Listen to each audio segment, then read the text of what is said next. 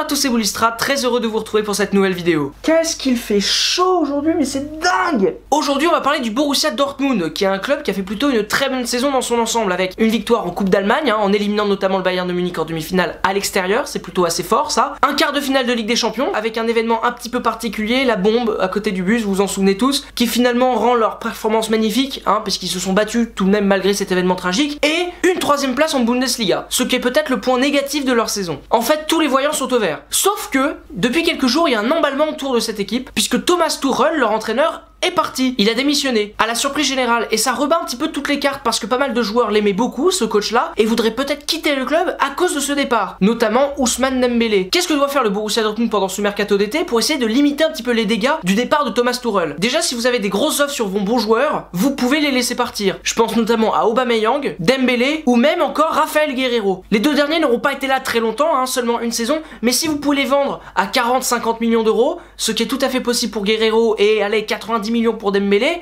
vous pouvez les lâcher, ça sera largement suffisant. Bizarrement, je vous fais assez confiance pour bien les remplacer. Mais la priorité évidemment, c'est de trouver un remplaçant à Thomas Tuchel, qui était un super coach, que je voyais encore assez longtemps au Borussia, mais bon, malheureusement c'est pas le cas. Après ce mercato qui s'annonce palpitant et assez compliqué, il va falloir définir des objectifs pour l'année prochaine. Déjà, retrouver la place de second en Bundesliga, parce que oui, être derrière Leipzig, c'est pas forcément une excellente nouvelle pour vous. Vous pouvez essayer également d'atteindre la finale en Coupe d'Allemagne, ce serait plutôt bien. Après, essayer de gagner la Super Coupe d'Allemagne, ça peut faire du mal à personne. Pour finir en Ligue des Champions, le minimum syndical, ce sont les quarts de finale, bref, la performance que vous avez fait cette saison. Mais si vous pouvez viser plus haut, vous pouvez y aller, y a pas de souci. Après, est-ce que vous allez le faire? Je pense que vous allez retrouver la place de numéro 2 en Bundesliga, ça j'y crois fort, mais vous serez encore un petit peu loin pour le titre, malheureusement, je pense que le Bayern est quand même trop supérieur à vous encore. Je pense aussi qu'en coupe, vous allez vous faire battre par le Bayern à chaque fois, et malheureusement, il ne peut pas en être autrement. Puis en Ligue des Champions aussi, je vous vois aller en quart de finale, mais pas plus loin. Vous ne faites pas partie des 4 meilleures équipes d'Europe, donc logiquement, j'en déduis que vous allez finir en quart, mais ce qui est déjà très bien pour vous, vu ce que vous allez subir comme été difficile. La question qu'on se pose à chaque fin de vidéo, est-ce que le projet Dortmund prend la bonne direction pour les 5 ans à venir? Oui, et j'ai pas beaucoup d'autres arguments en fait. Ce club est très fort parce que malgré les ventes de joueurs importants, là ça va être Aubameyang, Dembélé, Guerreiro, je vous l'ai déjà dit,